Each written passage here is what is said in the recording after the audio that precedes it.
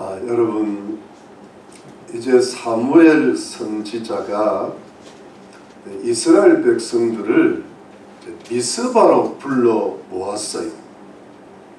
여러분, 이 미스바는 사무엘 선지자의 집이 있었던 라마의 바로 북쪽에 위치했는데, 지리적으로는 이 가나안 땅의 한 중간 부분에 있어 가지고 이스라엘 백성들이 모두 모이기가 편리했고, 여러분, 이 무엇보다도 이 미스바는 이스라엘 백성들의 민족적 회개 운동을 통하여 영적으로 대각성을 함으로써 오랜 영적인 침체에서 벗어났고 하나님의 크신 도우심, 에벤에셀 도우심으로 블레셋의 공격을 물리쳤던 그야말로 기념비적인 그 이스라엘의 유명한 도시입니다.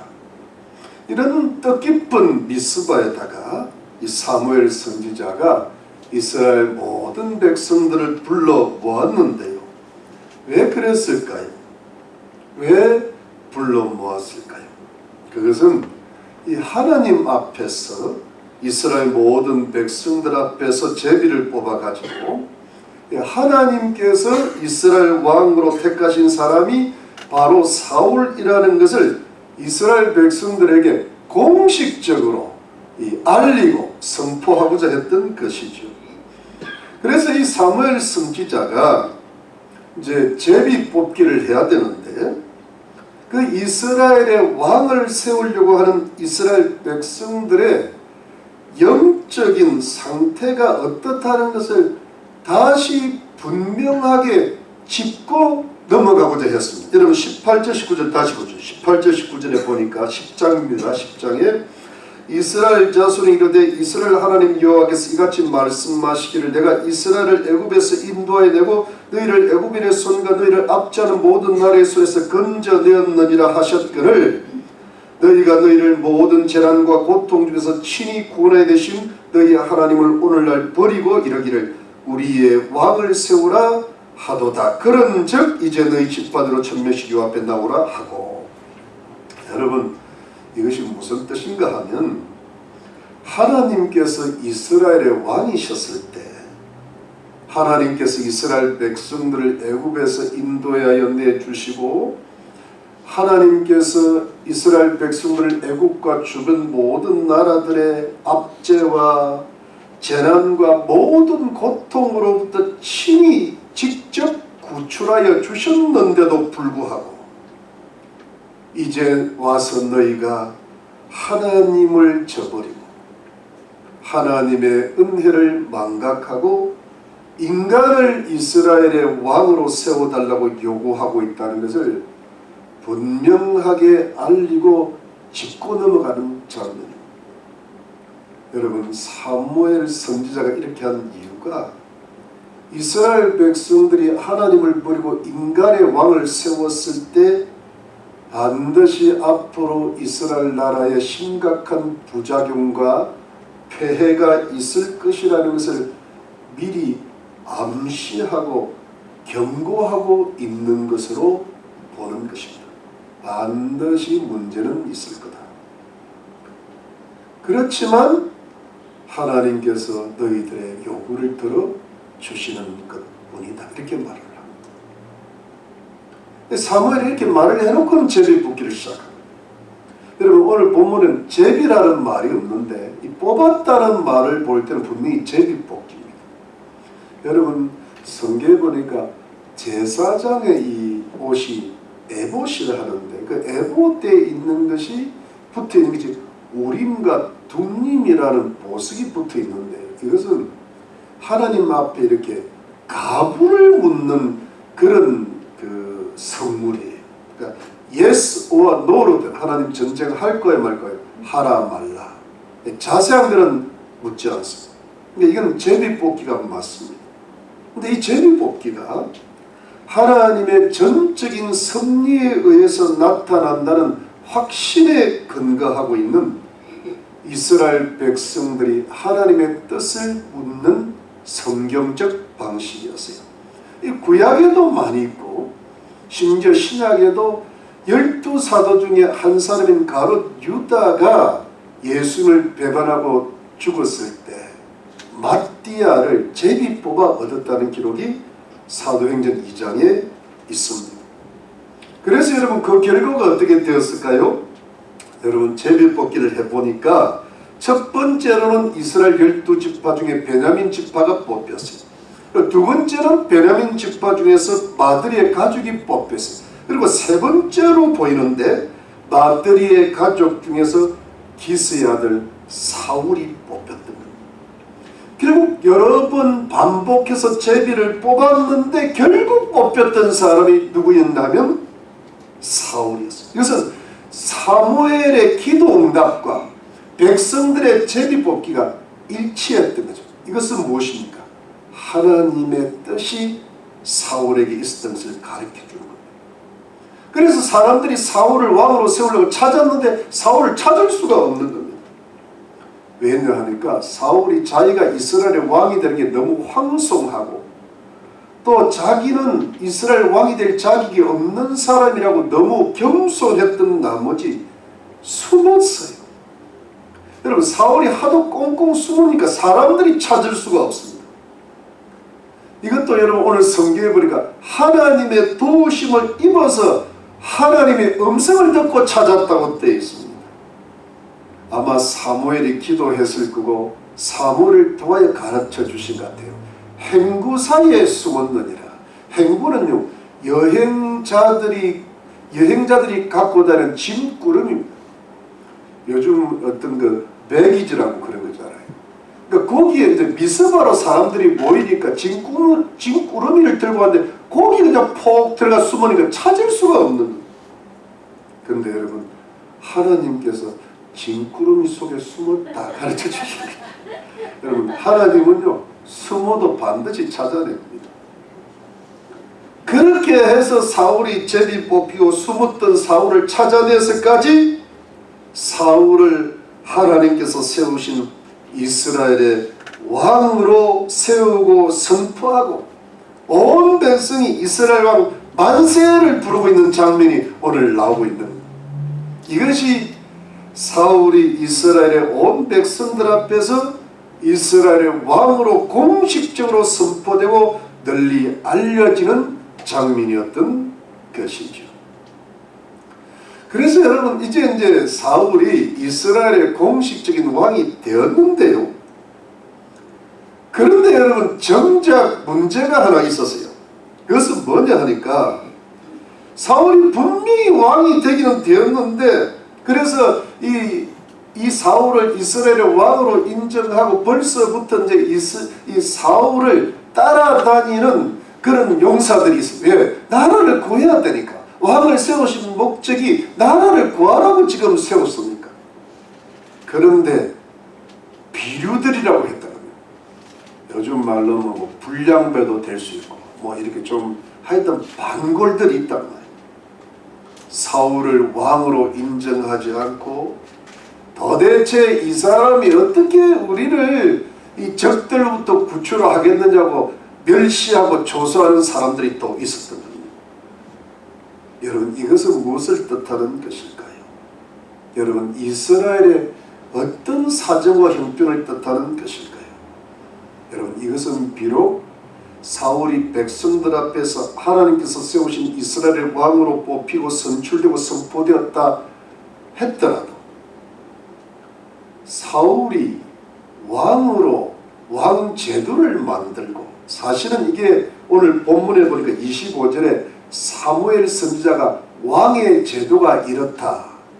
앞으로 이렇게 체제가 이루어지고 왕은 이렇게 일을 해야 된다고 이렇게 적어놨는데 근데 여러분 적어놓은 거하고 그대로 실행되는 거하고는 다르잖아요.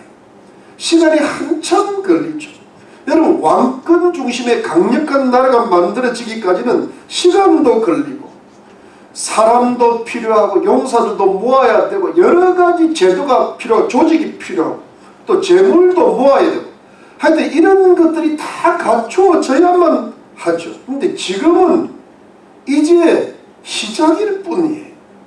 지금은 아무것도 공식적으로 왕으로 선포되었지만은 되는 것은 하나도 없는 겁니다. 사울은 왕이었지만 아무것도 아직은 가진 것이 없는 왕이었어요. 뭐 왕궁이 하나 있는 것도 아니고 이제부터 뭔가 하나 조금씩 지어 나가야 되는 거예요. 여러분, 이것이 이제 이스라엘의 입장에서 보면 이스라엘의 역사에서 사사 시대의 한 300~400년 기간이 끝나고 왕정 시대로 들어가는 순간이었습니다. 이 왕정 시대가 또 한 몇백 년 가는 겁니다. 그러니까 하나의 딱 사사 시대에서 왕정 시대로 넘어가는 과도기 상태니까 아무것도 갖춰져 있는 왕만 달랑 뽑은 겁니다. 그러니까 아주 어정쩡한 상태예요. 그런데 여러분, 바로 이런 때 어떤 사건이 하나 발생하게 되는데요. 여러분, 이 사건이 뭐냐니까 하나님께서 일으키시는 사건인데, 사울이 왕은 왕인데 왕노릇을 못하는 이 어정쩡한 상태의 문제를 해결하시는 하나님의 방식이고 은혜였어요. 여러분, 11장 갑니다. 11장 1절입니다. 11장 1절에 보겠습니다. 1절 2절에 암몬 사람 나하스가 올라와서 길랏 야베스를 대하여 진침해 야베스 모든 사람이 나하스에게 이르되 우리와 언약하자. 그리하면 우리가 너를 섬기리라. 암몬 사람 나하스가 그들에게 이르되 내가 너희 오른 눈을 다 빼어야 너희와 언약하리라. 내가 온 이스라엘을 이같이 모욕하리라. 여러분, 이것이 무슨 뜻일까요? 이것은요, 그 이스라엘 나라의 요단강 건너편 오른쪽에 있는 나라가 암몬 족속인데, 이 암몬 족속이 이스라엘의 요단 건너편 북동쪽에 있는 이스라엘의 므낫세 지파에 속한 길랏 야베스를 공격을 했던 겁니다. 여러분, 이 암몬 족속이 그하고 가장 가까우니까 늘 이 땅을 차지하려고 욕심을 부려온 거예요. 여러분, 사사기에 보니까 11장에 보니까 그때도 그 자기 땅이라고 자꾸 우기는 겁니다. 그래서 여러분, 사사 입다가 가가지고 암몬 족속을 물질러 버렸어요. 입다라고 입 닥치라고 그냥 물질러 버렸어요. 그런데 이 당시의 길랏 야베스는요, 힘이 매우 약했어요. 여러분, 이스라엘 전체 국력이 참 약했어요. 그러니까 늘 블레셋 족속에게 침략을 당하고 압제를 당했죠. 근데 그 중에서도 가장 편방이에요. 요단강 오른쪽 건너편의 최북단이니까요, 그야말로 가장 메마른 땅입니다. 그러니까 약할 수밖에 없죠. 더욱 약하죠. 근데 거기에 암몬 족속이 쳐들어가니까 그만 빨리 평화 동맹을 맺어가지고 항복을 하고자 했던 겁니다. 왜냐하면 전쟁에서 죽는 것보다는 나으니까요. 그런데 여러분, 암몬 족속이 그렇게는 안 된다는 겁니다. 암몬 족속이 그렇게 못하겠다는 겁니다. 평화 동맹을 맺고 항복을 하게 되면 조공을 바치고 노동을 해야 되는데 그 정도만 가지고도 안 되겠다는 겁니다. 아주 길랏 야베스 사람들이 오른쪽 눈을 다 뽑아야만이 평화 동맹을 맺고 항복을 받아주겠다는 겁니다. 아주 잔인하고 가혹했어요. 여러분, 오른쪽 눈을 뽑는다는 게 어떤 의미가 있는가 하면, 여러분, 왼쪽 눈은 이렇게 전쟁할 때 방패를 이렇게 가리고 왼쪽 눈을 시야가 가려요.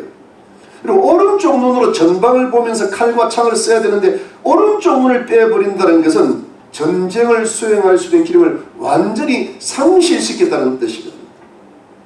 그래서 길랏 야베스 사람들이 큰 위험에 처하게 되니까 이 사람들이 이스라엘 전국에 사자들을 보내가지고 자신들을 구출해 줄 것을 호소했습니다. 그래서 그중 사자 한 사람이 사울이 사는 기브아에 도착해서 야베스 사람들의 소식을 전한 겁니다. 사정을 전했습니다. 그러니까 여러분, 그걸 듣고 기브아 사람들이요, 소리 높이 울었다고 그랬습니다. 그게 11장 4절에 나오는데 왜 울었냐고 하면, 야베스 사람들의 사정이 너무 딱하기도 했고 또 자신들이 그들을 구출할 수 있는 능력이 없는 겁니다. 여러분, 그토록 이스라엘 백성들의 국력이 약한 때였어요. 여러분 이게 참 다른 주변 나라들보다 국력이 약한 거예요. 왜? 하나님 백성들인데. 왜요? 하나님 말씀 불순종하고 우상 숭배하니까 이렇게 되는 거예요. 하나님 백성들에게 영혼의 복 아니라 이 땅의 복을 주셔서 영광 받으시기를 원하시는 분이 하나님인데, 하나님 백성들이 주의 말씀에 불순종하면 세상 사람들보다도 잘못된 게 주의 뜻인 겁니다. 왜? 하나님 친백성들이니까 철저하게 관리하시는 거예요. 말씀에 순종해야 된다는 이야기죠. 순종하면 복이요 불순종하면 저주라고 주님께서 말씀이 성경에 나와 있단 말이에요. 세상 사람이 잘 살고 못 살고는 주님은 관심도 없습니다. 친자식들한테 관심이 있는 거예요. 하나님의 거룩한 백성들한테 관심입니다. 이게 지금 이스라엘 백성들의 피폐한 현상이었습니다. 사울이 여러분 왕으로 공식적으로 선포된데 농사짓고 소물고 있다가 기브아 사람들이 크게 우는 소리를 들은 거예요. 왜 우냐고 물어보니까 야베스 사람들이 딱하고 위험한 처지에 놓였다는 소식을 들은 거예요. 사울이 이 소식을 듣게 되었을 때 어떻게 되었을까요? 어떤 일이 발생하게 되었을까요? 여러분 본문 6절을 보시기 바랍니다. 본문 6절입니다. 11장 6절에 사울이 이 말을 들을 때 하나님의 신에게 크게 감동되며 그 노가 크게 일어나서. 여러분 이게 무슨 뜻이냐 하면 사울이 그 딱한 소식을 딱 듣는데 하나님의 신이 사울에게 임해가지고 사울을 감동을 시키셔서 사울의 마음에 큰 분노가 뚝 일어난 거예요. 아니 야베스 사람들이 저렇게 어렵다면 이 암몬 족속을 쳐 부숴야 되겠다는 그런 강한 분노가 일어난 거예요. 이것은 사울의 마음에 하나님께서 성령으로 부어주셔서 거룩한 의분이 일어나게 나라 구해야 되겠다. 요즘 여러분 한국의 나라가 엉망이니까 의분을 가진 목사님들, 성도님들, 애국자들이 많이 일어났죠. 마치 그와 같은 겁니다. 그러니까 사울이 성령의 감동을 받아가지고 의분이 일어나서 자기가 몰고든 소들을 죽여가지고 각을 떠가지고 그 조각들을 사자들을 보내서 이스라엘 전국에 보냈는데 누구든지 모여서 사울과 사무엘을 따르지 않으면 당신들의 소들을 이와 같이 죽여서 각을 떠버리겠다고 했던 겁니다. 그러니까 야베스 사람들을 구하기 위해서 당신들이 모이지를 않으면 우리가 야베스를 위해서 구출하기 위해서 우리가 군대를 모으지 않으면 사람들을 죽여서 각은 안 뜨더라도 당신들의 소들을 죽여서 각을 떠버리겠다. 여러분 떠버린다는 건 여기서 시작되는 거예요. 이것은 뭐냐 하니까 그래도 사울이 마음을 너그럽게 한 거죠. 사람들을 죽이겠다는 게 아니라 소들을 죽여버리겠다는 거예요. 일종의 왕으로서의 위협이고 권위를 가지고 경고를 해내는 겁니다. 여러분 이 사울의 위협과 경고를 받은 이스라엘 백성들이 어떻게 반응을 했을까요? 여러분 7절 8절입니다. 11장 7절 8절 한 결이 소를 취하여 각을 뜨고 사자의 손으로 그것을 이스라엘 모든 집에 두루 보내가르되 누구든지 나와서 사울과 사무엘을 쫓지 않으면 그 소들도 이와 같이 하리라 하였더니 여호와의 두려움이 백성이 임하며 그들이 한 사람같이 나온지라. 사울이 벳에서 그들을 계수하니 이스라엘 자손이 30만이요 유다 사람이 3만이더라. 여러분 하나님의 두려움이 이스라엘 백성 전체에 임했다는 겁니다. 즉 하나님께서 이스라엘 백성들을 두렵게 했다는 겁니다. 하나님께서 이스라엘 백성들이 사울의 말을 두려워하고 벌벌 떨게 했다는 겁니다. 여러분 이게 무슨 뜻인가 하면 하나님께서 주로 두렵게 하는 사람들은 이스라엘의 적들이죠. 우리 성도들의 적들인데요. 때로는 이스라엘 백성들 자체 하나님 백성들 성도들을 두렵게 할 때가 있단 말입니다. 정신 차리라고 말입니다. 그래서 어떻게 되었습니까? 불과 단 며칠 만에 저 암몬 족속이 일주일만 기다려주겠다 그랬거든. 그러니까 한 5일 사자들이 왔다 갔다 해도, 그러니까 5일 만에 5일 정도 만에 이스라엘 군대가 33만 명이나 집결했습니다. 이거는 대단한 군대가 보입니다. 여러분, 이스라엘 모든 지파에서 30만 명, 유다 지파에서 3만 명, 합이 33만 명. 여러분, 그 이스라엘이 출애굽할 때 20세 이상 된 남자가 한 60만 명 됐다 그러죠. 근데 지금은 그 반 정도가 다 모이면 집결입니다.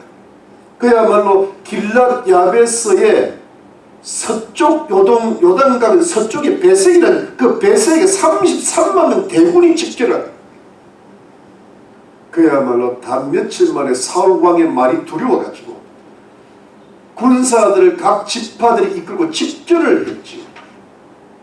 그래서 사울이 이 군대를 세 부대로 나누어가지고 암몬 족속을 공격해갖고는 암몬 족속의 군사가 두 사람도 함께 도망치는 일이 없도록 아주 갈갈이 흩어지게 만들고 패배를 시켰습니다. 그래서 이스라엘이 모처럼의 큰 대승을 거두었죠. 물론 야베스 사람들의 기쁨은 말로 다 할 수가 없었을 거예요.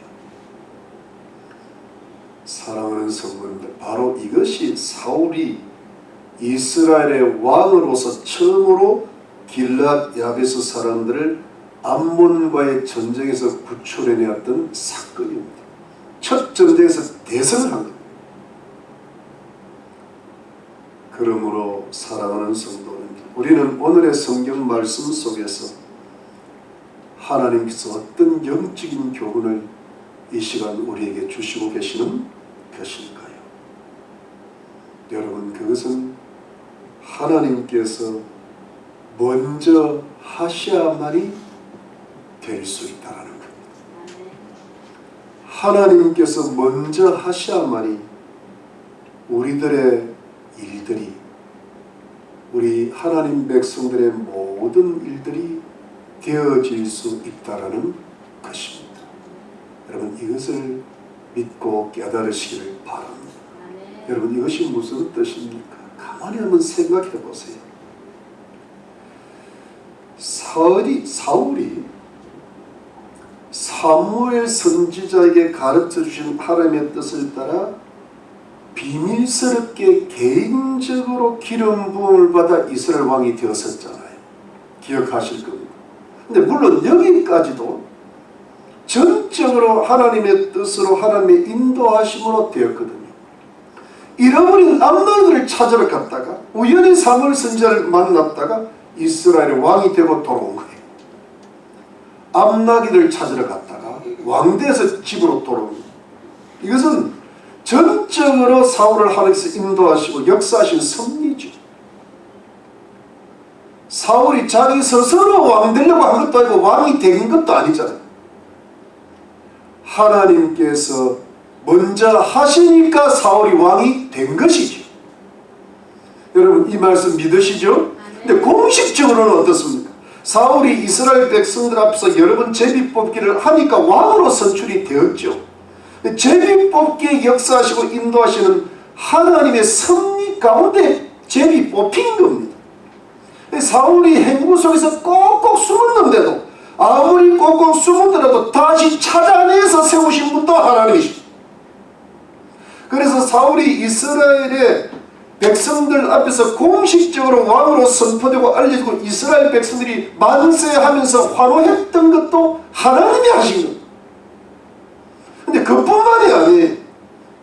사울이 공식적으로 왕이 되었다 할지라도 아직도 모든 백성들이 지지를 받지 못하고 사울을 멸시하는 자들도 있었고, 또 왕권 중심의 체제가 아직 갖추어지지를 않아서 명실공히 이스라엘의 왕으로서의 권위와 조직을 갖추려면 시간이 많이 걸리고 백성들의 실질적인 마음을 얻어야 되는데 그야말로 어정쩡한 상태였어요. 언제 어떻게 진짜 왕 노릇을 제대로 할 수 있을지는 모릅니다. 시간이 많이 걸립니다.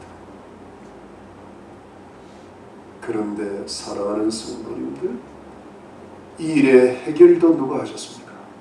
하나님이 하셨습니다. 왜 갑자기 암몬 족속이 쳐들어옵니까? 그것도 가장 길랏 야베스 땅을 차지하려고 합니다. 사건을 일으키시는 분도 하나님이에요. 우리가 사건 일으킵니까? 하나님이 일으킵니까? 하나님입니다. 내가 일으켰습니까? 우연히 생겼습니까? 우연히 생기는 겁니다. 그 뒤에 누가 역사합니까? 하나님입니다. 야베스 사람들이 너무 위험하니까 오른쪽 눈 뺀다 그러니까 전국에 사자 보낸 겁니다. 그래서 사울이 사는 기브아에 사자를 보냈죠. 기브아 사람들은 너무 딱하고 안타까워서 울었습니다. 근데 이 소식을 들었던 왕이 입었지만 왕 노릇을 실제로 못했던 사울이 이 소식을 들었을 때에 하나님께서 사울에게 임하셨다. 성령의 감동을 사울에게 요즘 말하면 성령 충만을 받게 하신 겁니다. 성령의 권력을 주신 겁니다. 마음이 새롭게 되고 거룩한 의분이 이거는 나라 살려야 된다. 저 길라디아에서 살아야 된다. 대한민국 미국 살려야 된다 이렇게 나. 그래서 일어나는 하나님이 일어나게 하시니까 일어나는 거예요. 그래서 사울이 용기 백배해서 소들을 각을 떠가지고 이스라엘 각지로 보내고 사울의 말을 듣는 이스라엘 백성들의 마음에 하나님께서 두려움을 넣어주시고 그래서 백성들의 마음이 하나님의 두려움으로 가득 차서 우리가 사울의 말을 듣지 않으면 나중에 무슨 벌을 받을지 몰라 무슨 꼴을 당할지 몰라 하면서 며칠 만에 33명은 대군으로 모여들게 하시는 분도 하나님께서 하시고 계셨던 것입니다. 근데 여러분 한번 잘 생각해보면 만일 이걸 하나님이 안 하셨다면 어떻게 되냐면요, 하나님께서 성령을 부어주시지 않고 성령으로 역사하면 어떻게 될까요? 사건도 안 일어납니다. 그리고 야베스 사람들이 그냥 항복하고 말았을 거예요. 그런데 또 그렇다 사자를 보냈다 하더라도 야베스 사자가 전하는 소식을 듣고 사울의 마음에 성령이 임하지 않으면 큰 의분이 일어나기는커녕 숨었을 거예요. 숨는 데는 도산이야. 아이고 이거 전쟁 투잡다. 숨자. 도망가자. 큰 낙심과 절망과 도피가 일어나는 겁니다. 그렇잖아요. 이게 사람들의 마음이 전쟁이 일어나면 도망간단 말이에요. 그리고 만일 하나님께서 하시지 않으셨다면 이스라엘 백성들이 또 각던 소를 보고 어떻게 돼요? 맛있겠다. 두려움은커녕 멸시했어요. 왜 소들을 보냈지? 지가 왕이냐? 지가 언제부터 왕이냐? 뭐 소들을 죽인다고? 네 소나 잘해라. 그러면서 여러분 어떻게 우리가 지금 이 형편에 지금 바로 옆에 서쪽에 블레셋 족속 때문에 힘들어 죽겠는데 우리가 저 북동쪽에 저 변방에 암몬 족속까지 치러 갈 수 있을까? 우리 동족인 야베스 사람들이 참 안 됐지만 할 수 없지 뭐. 다 지 운명이지 뭐. 그리고 업신여기고 비난하고 사울 왕의 말을 안 들었겠죠.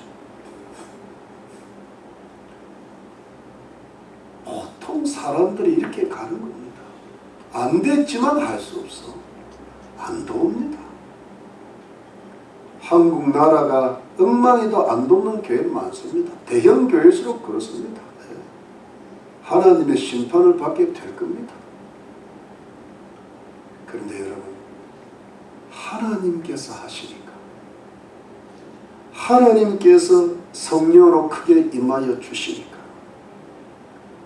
사울의 마음에 거룩한 의분이 일어나는 거예요. 백성들도 왕의 말을 듣고 두려우면서 순종하고 복종하는 거예요. 갑자기 엄청난 대군을 모아서 집결하게 되는 겁니다. 그야말로 없었던 힘이 나타나는 거예요. 이것은 뭐예요?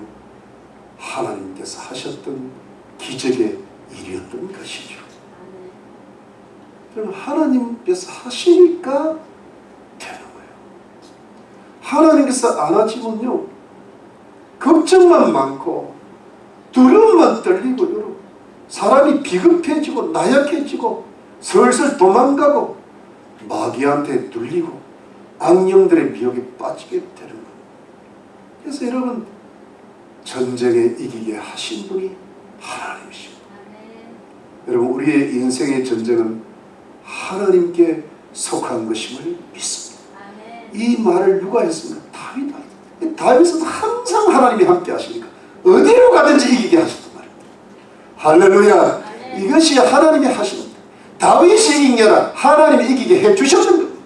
믿으시기 바랍니다. 그래서 여러분, 하나님께서 함께 하셨으므로 사울이 전쟁에서 승리하고 나니까 그때 사울이 하였던 신앙 고백이 뭡니까? 여러분, 12절 13절 12절 13절 11장 12절 13절에 보니까 백성이 사무엘이 이르되 사울이 어찌 우리를 다스리겠느냐? 한 자가 누구니까 그들을 끌어내서 우리가 죽이겠나이다. 사울이 가로되 이날에는 사람을 죽이지 못하리니 여호와께서 오늘날 이스라엘 중에 구원을 베푸셨음이니라. 여러분, 사울이 왕이 돼서 첫 전쟁에서 이기고 나니까요, 그 전에 사울을 업신여기고 멸시했던 그 사람들을 끌어내서 죽이자는 거예요. 그러니까 사울이 그러지 말고 그들을 죽여서는 안 돼. 왜냐하면 하나님께서 오늘 우리 중에 구원을 베푸셨기 때문이라고 했습니다. 이 말은 사울이 하나님께서 우리를 전쟁에서 이기게 해주셨는데, 하나님이 이기게 해준 이 좋은 날 사람들, 우리 동족들을 죽여서 되겠냐 말이에요.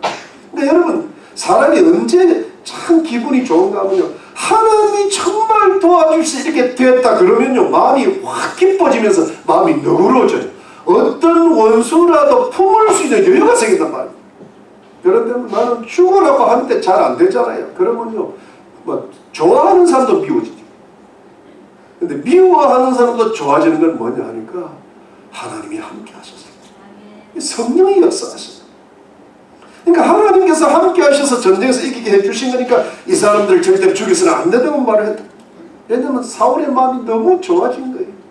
그래서 이 사울이 이제 믿음이 자라고 있는 겁니다. 예, 하나님께서 해주시다 분명히 자기 힘으로는 안 된다는 거예요. 여러분, 이렇게 첫 전투에서 승리를 하고 하나님께서 승리해 주신 신앙 고백을 하고 나니까 이제 드디어 영적인 지도였던 사무엘 선지자가 어디로 가는 겁니까? 어디에다가 이스라엘 백성들을 모았습니까? 그것이 어디냐면 길갈이라는 곳인데, 여러분 14절 보시죠. 14절 맨 끝 부분 11장 14절에 보니까 사무엘이 백성에 이르되 오라 우리가 길갈로 가자. 나라를 새롭게 하자. 모든 백성이 길갈로 가서 거기서 여호와 앞에 사울로 왕을 삼고 거기서 여호와 앞에 화목제를 드리고 사울과 이스라엘 모든 사람이 거기서 크게 기뻐하니라. 여러분, 이 사무엘 선지자가요, 이제 이스라엘 백성들이 막 이 첫 전투에 승리도 하고 또 사울이 믿음이 깊어지니까 길갈에다가 이스라엘 백성들을 다 모았습니다. 그리고 사울을 왕으로 또 삼았다고 했는데, 여러분 이것은 무슨 뜻인가 하면 사울의 왕 대관식, 즉 왕 취임식을 했다는 그런 뜻이에요. 그리고 하나님께 화목 제사를 드려서 이것은 하나님과 사울 왕과의 화목, 하나님과 이스라엘 백성들과의 화목, 사울 왕과 이스라엘 백성들에게 화목을 위해 하나님께 드리는 화목 제사였어요. 그래서 그날 사울과 이스라엘 백성들이 아주 크게 기뻐했죠. 왜냐하니까 이제 이 전쟁에 이겼죠. 이제 사울 왕은 취임을 했죠. 그리고 이제 나라를 새롭게 하자고 하니까 기쁘니까 막 축제가 일어난 겁니다. 여러분, 이것이 무슨 뜻인가 하면 이제야 비로소 사울이 이스라엘 왕으로서 완전히 인정되고 받아들여진다는 순간입니다. 여러분, 개인적으로도 왕이 되었었고 공식적으로도 왕이 되셨지만 실질적인 왕으로 인정을 받지 못하다가 이제 와서 비로소 사울이 이스라엘의 명실상부한 초대 왕으로 취임을 한 거죠. 그래서 온 백성들이 함께 즐거워하며 크게 기뻐하였습니다. 이 모든 과정을 이루어 주신 분이 하나님이셨습니다. 하나님께서 먼저 하셔서 사울이 한 단계를 거치고 두 단계를 거치고 세 단계를 거쳐서 결국은 왕으로 취임되게 하셨던 거예요. 여러분, 그런데 이 왕 취임식을 하고 크게 기뻐하고 즐거워했던 이 길갈이 어떤 곳인가 하면 여러분, 길갈이 참 기가 막힌 곳이에요. 옛날 이스라엘 백성들이 40년 동안이나 광야 생활을 하고 나서 빙 돌아가지고 요단강을 서쪽으로 건너가지고 맨 처음으로 역사상 가나안 땅을 밟았던 때 머물고 진쳤던 장소가 길갈입니다. 여러분, 길갈에서 여리고성을 공격하기 시작합니다. 바로 여리고성 공격을 앞두고 첫 전투를 앞두고 길갈에서 할례를 행했습니다. 할례를 행하면서 낫기를 기다릴 때 하나님께서 애굽의 수치가 너에게서 굴러갔다 해서 굴러간다는 의미가 길갈입니다. 우리 한국말로 비슷해요. 길갈, 굴러간다 비슷하죠. 그리고 거기서 유월절을 지켰고 그때부터 만나가 끊어졌고 여호수아 장군에게 하나님의 군대 장관이 나타나서 내 발에서 실을 벗으라 내가 서 곳은 거룩함이라고 말했던 장소가 길갈입니다. 그럼 여러분, 길갈은 무슨 뜻입니까? 새롭게 시작하는 장소라는 뜻입니다. 사무엘이 그렇게 말했습니다. 우리가 길갈에 와서 나라를 새롭게 하자. 이런 길갈은 새롭게 시작하는 장소였어요. 가나안 땅의 첫 적용이었어요. 애굽의 노예살의 수치가 굴러가는 곳이었어요. 광야 생활이 끝나고 가나안 생활의 새 생활이 시작되는 곳이었어요. 하나님의 군대 장관이 가나안 정복을 위해서 나타나신 거룩한 땅이었어요. 이스라엘 백성들이 새로운 생활이 시작되는 땅이었어요. 그러니까 이 영적인 지도자 사무엘이 길갈로 모이게 합니다. 새롭게 나라를 시작하죠. 그리고 이 이스라엘 나라를 새롭게 시작하게 하시는 분이 하나님이시다. 여러분, 할례를 베푼다. 여러분, 전쟁을 앞두고 할례를 베푸면 남자들이 힘을 못 씁니다. 아파가지고. 그런데 이건 여리고성은 누가 정복하게 하시는가? 하나님이야. 너의 힘으로 하는 게 여리고성은 하나님이 정복한다. 칼과 창으로 이긴 게 아니라 뭐예요? 돌다가 이긴 거예요. 그러니까 여리고성 사람들이 그냥 이렇게 돌아서 진 거예요. 하나님께서 하나님의 군대 장군이 이끄는 하나님의 군대로 이스라엘과 함께 가시아만이 가나안 땅을 정복하듯이 사울 왕도 이스라엘 군대도 하나님께서 함께 하시아만이 블레셋 족속도 다 물리치고 주변 나라를 다 물리칠 수 있다는 것을 가르쳐 주시는 장면입니다. 여러분, 여기에서 우리에게 주시는 하나님의 영적인 교훈은 또 무엇입니까? 그것은 하나님께서 먼저 하시아만이 우리의 모든 것도 되면서 모든 것들이 새롭게 될 수 있다는 겁니다. 여러분, 하나님께서 함께 하셔야만이 우리와 우리 가정과 우리 자녀와 우리 산업과 우리 건강과 우리 교회와 우리 나라가 그 모든 일들이 하나님이 도와주셔야 되는 거고 또 새롭게 되어질 수 있다는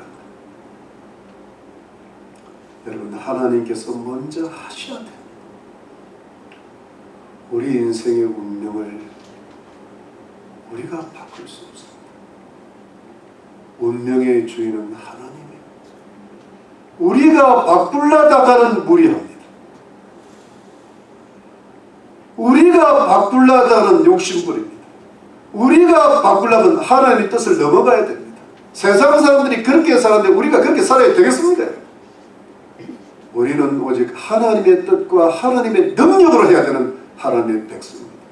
세상 사람들은 왕의 권력을 가지고 강력한 이웃을, 이렇게 강력한 군대를 가지고 이웃을 물리치지만 하나님의 백성들은 하나님의 능력 가지고 이웃을 물리쳐야 된다. 전혀 다른 이야기라는 말입니다. 우리 힘만으로 안 돼. 하나님이 이미 세상 사람들은 자기 힘으로 바벨탑 쌓습니다. 하나님의 백성들은 그 자체가 죄입니다. 오히려 싸움을 헛들어 버립니다. 내 힘으로 안 된다. 내 능으로는 오직 나의 신으로 되느니라.